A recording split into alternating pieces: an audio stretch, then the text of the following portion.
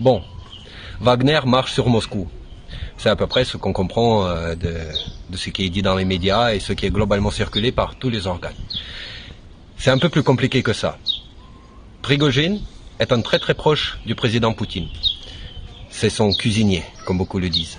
Et le cuisinier, c'est généralement celui qui s'occupait à empoisonner au nom les rois.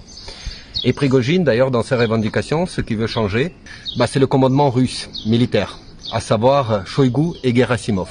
Le truc, c'est qu'ils ont fait preuve d'énormément d'incompétence pendant un certain temps quant à l'action russe en Ukraine, et ils ont aussi été soupçonnés dans énormément d'affaires de corruption.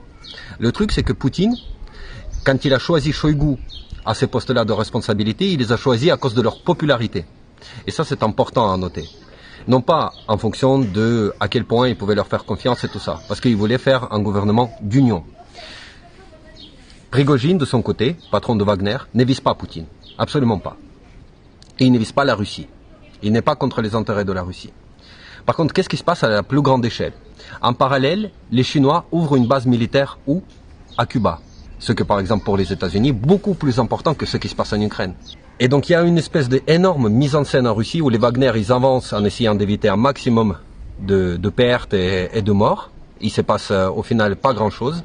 Ils sont assez bien accueillis par la population parce qu'ils sont considérés comme des héros qui ont pris Bakhmut, cette ville pour laquelle la Russie s'est battue pendant des mois et des mois et des mois en Ukraine. Et ils veulent exposer justement la corruption et l'incompétence de l'état-major russe. Donc ce qui va se passer, selon moi, c'est que Poutine, à un moment donné, il va prendre en considération les revendications de Wagner et il va dire effectivement, notre commandement suprême était corrompu et incompétent. Et il va avoir le prétexte pour le changer. À plus grande échelle, ça sert quel autre but? Ça sert à montrer aux Occidentaux, qui ont montré qu'ils sont dans une relative position de faiblesse, que c'est le moment d'attaquer la Russie. De faire une action déraisonnée à l'égard de la Russie, justement pour précipiter la chute du régime. La Chine et la Russie, ils sont très conscients de ça. Et donc ensemble, ils laissent venir ce coup pour avoir un prétexte et pour avoir la légitimité pour porter un coup fatal à l'OTAN. La Chine s'occupera des États-Unis et du Canada et la Russie s'occupera de l'Europe.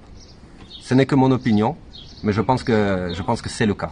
Je suis quasiment sûr que la Russie et Wagner, Poutine et Wagner, ils vont trouver un accord et que ça va pousser également vers le fait que la Russie, elle va aller vers les négociations parce qu'elle va calmer le front en Ukraine et s'en prendre à l'Europe, dénuder de toutes ses armes.